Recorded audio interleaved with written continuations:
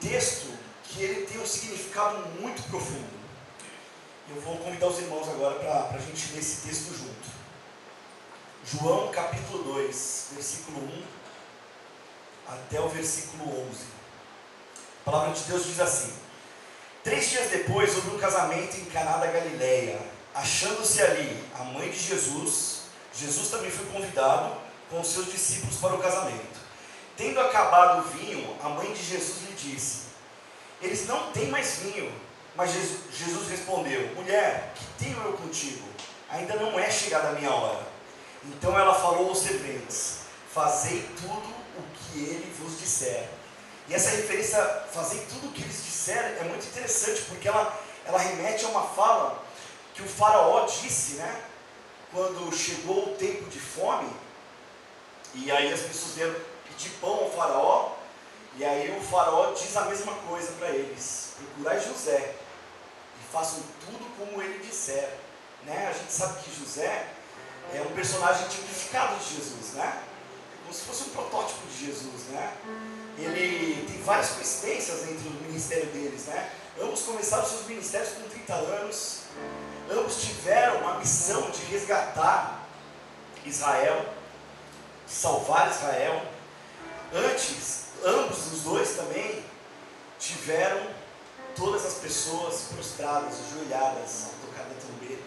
José, naquele tempo, ele era o segundo do Egito, né? E com o anel que o faraó tinha dado para ele, todas as pessoas que não viam José tocavam as trombetas quando ele saía do palácio, e as pessoas se prostravam, né? E um dia todos os joelhos deles dobrarão a Jesus, ao Senhor, no tocar das trombetas. Ambos os dois foram vendidos por moedas, né? Um por 20 moedas, Jesus por 30. E José, quando estava preso, estava ao lado de 2 criminosos. E um deles ele levou e o outro ele condenou. E Jesus assim também fez no Calvário, né? Do lado de 2 ladrões. Um deles ele resgatou e o outro ele também condenou. E a fala dela aqui é a mesma, né? Fazei tudo como ele vos disser. E aí, seguindo o texto, estavam ali, a partir do versículo 6, estavam ali 6 talhas de pedra que os judeus usavam para purificação, e cada uma delas levava 2 ou 3 metretas, que equivale mais ou menos a 80 a 120 litros. Jesus então disse: enchei de água as talhas, e eles as encheram totalmente. Então ele determinou: tirai agora e levai ao mestre-sala. E eles o fizeram.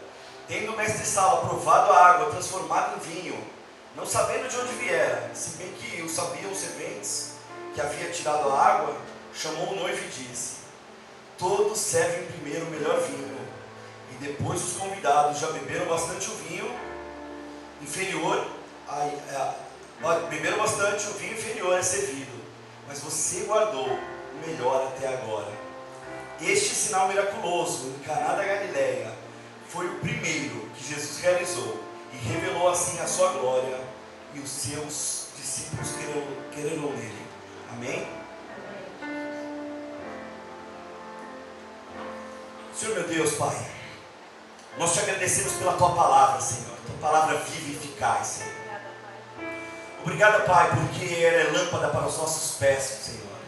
Ela é o nosso guia, o guia que o Senhor deixou para nós, Senhor.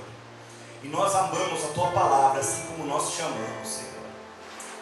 Usa a tua palavra, Senhor, agora para direcionar os nossos corações, Senhor. Nos conduz agora ao entendimento mais profundo, Pai, daquilo que o Senhor quer revelar para cada um de nós, Senhor Jesus. Usa a minha vida conforme a tua vontade, Senhor. Que nesse momento eu possa diminuir para que tu apareça, somente tu apareça, Senhor. Usa a minha boca conforme a tua vontade, Senhor. E usa o coração dos meus irmãos, Pai, para receber aquilo que o Senhor tem separado para eles, Senhor. Te agradeço, em nome de Jesus. Amém. Amém. Meus irmãos, eu sou obrigado a confessar que esse é um dos milagres de Jesus que mais me deixava sem entender. Eu não conseguia encontrar um propósito nesse milagre, nesse primeiro milagre, né? Obviamente que João trata todos os milagres de Jesus como sinais que haveriam de mostrar que Jesus era o Filho de Deus e que ele era o Messias. Mas todos os milagres de Jesus tinham um propósito direto. A cura de um cego, um paralítico que voltou a andar, leprosos tiveram suas peles curadas, mulher do fluxo de sangue, que estava eternamente condenada a ser uma impura, foi curada, pessoas foram ressuscitadas. Sempre houve um sentido direto nos milagres de Jesus, mas esse não tem um propósito definido. Era uma festa, havia acabado o vinho. Mas, ao ler esse texto mais profundamente, tentar extrair o que João estava querendo nos narrar aqui, porque o texto de João, o evangelho de João, ele é um pouco diferente dos outros evangelhos, né? Tanto que a gente separa assim. Nós temos os evangelhos sinóticos, né? Marcos, Mateus e Lucas, e temos o evangelho de João. O evangelho de João é extremamente simbólico. A maneira como ele faz a narrativa dele é extremamente simbólica. E aí eu comecei a perceber alguns símbolos que estão por trás dessa narrativa, desse milagre, e que mostram claramente que, na verdade, o que João está tratando aqui é exatamente a transição entre duas alianças: a antiga aliança e a nova aliança, o Antigo Testamento e o Novo Testamento. O Evangelho de João é cheio de símbolos. Para vocês terem ideia, foram 7 milagres narrados por João, e lá no final ele diz: muitos foram os feitos de Jesus, se forem todos escritos, não caberiam em todos os livros da terra. E também 7 grandes eu sou que Jesus revela a sua natureza divina. 7 é o número da perfeição, da completude. E é muito simbólico isso também. E esse foi o primeiro milagre que ele narrou de Jesus. Normalmente os rabinos, eles têm 4 maneiras de interpretar as escrituras, né? Tem até um acróstico que chama Pardes, né? Que faz a gente lembrar cada um deles. O primeiro é o Pessá, que é a maneira que a gente lê literalmente, a leitura rápida, simples e rústica de um versículo. A segunda é o Remés, que é uma maneira mais profunda de você extrair conceitos mais profundos daquele versículo, mas literalmente, olhando só apenas para ele, uma hermenêutica talvez daquele versículo. E aí depois tem o Drash, né, que é o midráxico, né, a forma exegética de você fazer uma análise de um texto, né, que você relaciona ele com outros textos, busca significados, verifica o contexto que aquele texto foi escrito. É a maneira que nós batistas preferimos ler o texto, né? Só que eles também têm uma 4ª maneira que chama sódia, que é quando você extrai o sentido mais oculto daquilo ali. E aí a gente tem alguns rabinos que são exegetas, né, cabalistas, né, e verificam esse sentido mais místico do texto, né? Eu sinceramente não gosto da maneira sódia de verificar. Por quê? Porque ele tem muita subjetividade, né? Depende muito do cara que está fazendo análise, né? E fora isso também leva a gente para o caminho do misticismo. Mas esse texto aqui, ele tem uma carga simbólica tão grande que é impossível que depois que você faça essa leitura, entendendo o simbolismo do texto, que você volte a ler esse texto na sua essência literal. E o primeiro ponto aqui que eu queria trazer para vocês, meus irmãos, ele se encontra um pouquinho antes desse texto, ainda no capítulo 1, no versículo 51. No capítulo anterior aqui, Jesus, ele começa a juntar os seus discípulos, né? E aí um pouquinho antes, ele já tinha encontrado alguns deles ali, ele encontra Natanael. E quando ele encontra Natanael, ele olha para Natanael e diz: eis aqui israelita, um verdadeiro israelita. E aí ele prediz que Natanael estava ali sentado, como se ele já tivesse visto, né? Ele mostra ali a sua presciência. E Natanael fica admirado com aquilo. Ele fala assim: és tu mesmo, o Filho de Deus, o Rei de Israel. Aí Jesus diz para ele: mas só porque você viu eu predizendo essas coisas, você diz isso?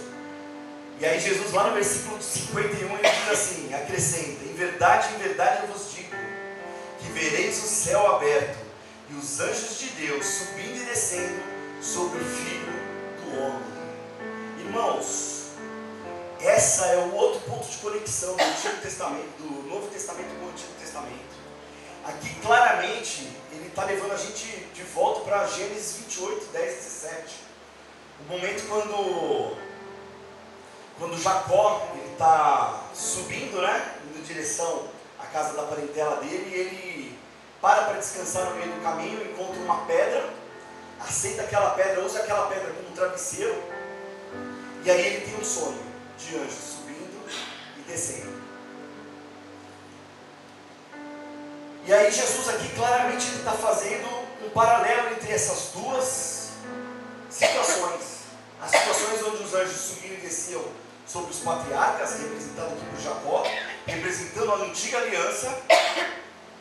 E agora ele diz que os anjos sobem e descem sobre o Filho do Homem, sobre o Filho de Deus, que representa a nova aliança. A pedra ali que Jacó, quando acorda, depois desse sonho, ele estabelece um memorial ali, unge aquela pedra com azeite, e batiza aquele lugar de Betel, ou seja, casa de Deus. Jesus diz agora que ele é a rocha. E aí o próprio Jesus afirma isso, essa transferência da ideia do templo, da casa de Deus como um local para o Filho de Deus, né? Um pouquinho mais lá à frente, agora eu vou jogar a gente um pouquinho mais para frente no versículo 18, do mesmo capítulo 2, quando os judeus perguntam para ele assim: mas Senhor, quais os sinais você vai mostrar para dizer que você realmente é o Messias? E ele diz: destruirei o santuário e em 3 dias o reconstruirei. E aí os mestres da lei replicaram: mas Senhor, 46 anos foram necessários para edificar esse santuário. Como é que você pode em 3 dias levantar o mesmo santuário? Porém ele aqui se referia a ele mesmo como santuário. O segundo ponto, que também é de muito interesse, é a questão do tema que é usado aqui, né, por João. Ele está falando aqui de um casamento. E a analogia do casamento ela é usada diversas vezes por Jesus. Ele se declara como o noivo, o grande noivo, que vem buscar a sua noiva, que somos nós. Lá em Mateus 22, quando Jesus está falando sobre o reino de Deus, ele afirma que o reino de Deus é como um rei que preparou a festa de casamento para o seu filho. Em Mateus 25, a gente tem uma outra parábola também das 5 virgens insensatas e as 5 virgens sensatas que aguardavam o seu noivo. Em Mateus 9 também, quando os fariseus perguntam por que os discípulos deles não jejuam, e aí ele fala assim: estando noivo com os seus discípulos, com os seus amigos, eles não têm motivo para jejuar, mas haverá um tempo que o noivo será tirado deles, e aí sim eles jejuarão. E diversos outros textos que fazem essa analogia do casamento, né? Terceiro ponto, o vinho, meus irmãos. O vinho para eles, para aquele povo, representava alegria. A festa tinha vinho. E havia acabado o vinho aqui. E a Maria, a mãe de Jesus, já tinha ideia do potencial que Jesus tinha feito. Se ele já não tinha feito nenhum sinal miraculoso, ela pelo menos tinha convicção de que ele, como filho de Deus, poderia resolver aquele problema. E aí ele responde: mas mulher, o que tenho eu contigo não é chegado ainda o meu momento. E aí normalmente a gente entende que essa fala de Jesus, que ainda não é chegada a minha hora, pode estar relacionado ao início do ministério dele, né? A gente sabe que os judeus, eles só começaram o seu ministério aos 30 anos de idade. E possivelmente Jesus já tinha chego próximo dessa data, se não já estava com 30 anos. E ele fala: não é chegada a minha hora. Mas mesmo assim, ele executa o milagre. E aí isso me leva a pensar se realmente ele estava falando em relação a essa hora. Porque o milagre que ele estava prestes a fazer indicava muito sobre o que era a hora dele. O sacrifício de sangue que precisava ser derramado em favor de muitos. E o o quarto ponto significativo, a simbologia, que para mim é a mais significativa de todas. Talvez vocês possam alegar que, de alguma maneira, esses 3 pontos anteriores podem ser subjetivos, né? Pode ter sido a minha leitura sobre o texto. Mas aqui, a evidência, a simbologia é muito forte, meus irmãos, e a gente não tem como negar ela. Jesus, quando ele vai fazer um milagre, ele não usa as jarras dos vinhos que estavam vazias. Vocês perceberam já isso no texto? Era uma festa de casamento para muita gente. Deveriam haver muitos jarros ali vazios, porque o vinho havia acabado. Mas ele não pede para os serviçais ali encherem as jarras vazias. Pelo contrário, ele pede para encher as talhas de purificação. E aí, para que você possa entender um pouquinho melhor o que eram essas talhas,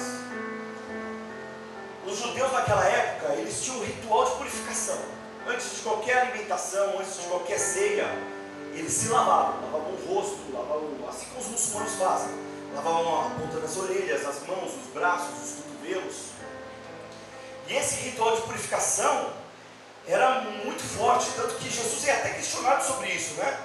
Lá em Mateus 15, os fariseus perguntam para ele, falam assim: mestre, por que os seus discípulos não lavam, transgridem, né, a tradição dos líderes religiosos e não lavam suas mãos antes de comer? E aí Jesus diz a célebre frase, né, que o que contamina não é aquilo que entra, mas é aquilo que sai da boca do homem. E é exatamente isso que a gente consegue ver dentro desse texto. Ele usa a talha de purificação, pede para encher de água.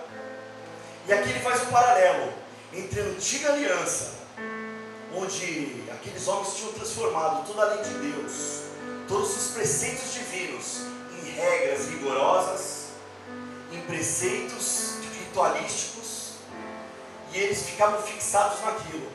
E Jesus ali naquele momento, ele transforma a água da purificação, da tradição dos religiosos, no vinho que representa o sangue do Cordeiro. Como se dizendo que o que purifica não é a água, não é o ritual, mas o que traz a verdadeira purificação é o sangue do Cordeiro que foi derramado em favor de muitos. Temos aqui a antiga tradição de frente com a nova aliança. Quando ele transforma a água em vinho, ele está mostrando aqui que aquela antiga tradição perdeu a sua validade. Estava sendo substituído naquele momento por uma nova aliança, por uma nova verdade. E o vinho que nós vamos agora cear é a maior representação dessa nova aliança. Uma nova aliança, uma aliança muito melhor do que a antiga. Como disse o mestre de sala, todos costumavam pôr primeiro o bom vinho, e quando já beberam, fartamente servem o inferior. Tu, porém, guardaste o bom vinho até agora. Deus guardou, meus irmãos, o melhor para o fim. Com este milagre, deu Jesus princípio a seus sinais em Caná de Galileia, e manifestou assim a sua glória. Meus irmãos, aqueles homens, eles transformaram toda a lei de Deus, todo o preceito de Deus, que era feito, que foi criado para a proteção do próprio homem, para a santidade do povo. Eles transformaram tudo aquilo num jugo pesado, difícil de carregar, que nem mesmo eles carregavam. Transformaram os ensinamentos de Deus, que foram feitos para orientar o seu povo, em simples liturgia, em simples ritos. E meus irmãos, nós não estamos livres, estamos muito presos ao rito religioso, à liturgia dos nossos cultos, aos preceitos que nós aprendemos dos nossos pais, e nós esquecemos a verdadeira simbologia que está por trás desse rito, que é muito mais importante. A importância do rito que nós faremos hoje, meus irmãos, ela é muito mais importante pela prática em si da ordenança. É muito mais importante aquilo que ela significa nas nossas vidas. O que significa o pão, o que significa o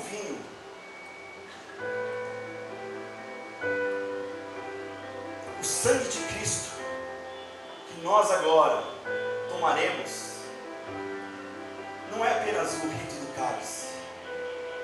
Ele tem o significado de um sacrifício muito grande, feito por mim, feito por vocês, meus irmãos.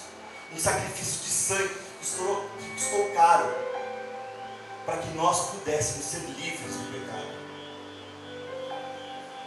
E o corpo de Cristo, representado aqui pelo pão. O pão do céu, o pão que veio do céu. O nosso alimento espiritual.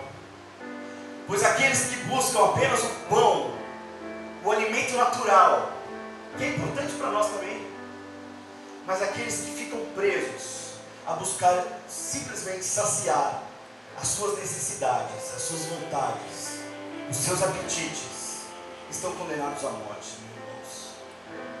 Mas nós temos acesso ao pão que veio do céu, aos ensinamentos do Senhor, à leitura bíblica, a viver o Evangelho da maneira mais profunda, mais real, mais verdadeira e mais próxima daquilo que Jesus gostaria que a gente vivesse. É o pão natural contra o pão que veio do céu, que é Jesus. Quero convidar vocês, meus irmãos, agora a fecharem os seus olhos, a prostrarem a sua cabeça,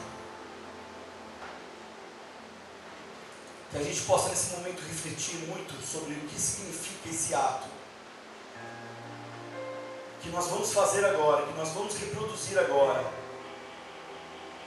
Esse mandamento, essa ordenança que Jesus deixou para nós. Que nessa noite, o verdadeiro significado da ceia esteja em nossos corações. Que não seja apenas a prática de um ritual, uma ordenança, mas que o verdadeiro significado dela esteja estabelecido dentro dos nossos corações. Certa vez um filósofo disse que o sábio aponta para a lua, mas o idiota olha para o dedo.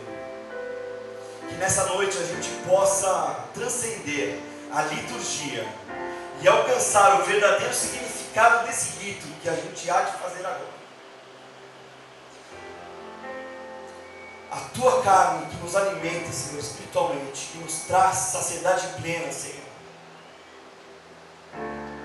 E o teu sangue que nos lava e nos purifica de todo o pecado, Senhor. Oh, Senhor, queremos te agradecer, Senhor. Queremos te agradecer, Pai, por tua maravilhosa graça. Pelo teu amor imensurável, Senhor, que foi capaz de entregar o próprio Filho, Pai, por aqueles que não mereciam, Senhor. Sangue inocente foi derramado, Pai, para que nós pudéssemos estar aqui agora, sentados à tua mesa, podendo, Pai, tomar do teu cálice, podendo comer do teu pão, na tua santa presença. Te agradeço, Senhor, te agradeço por tudo isso. Obrigado, Pai, obrigado em nome de Jesus. Amém.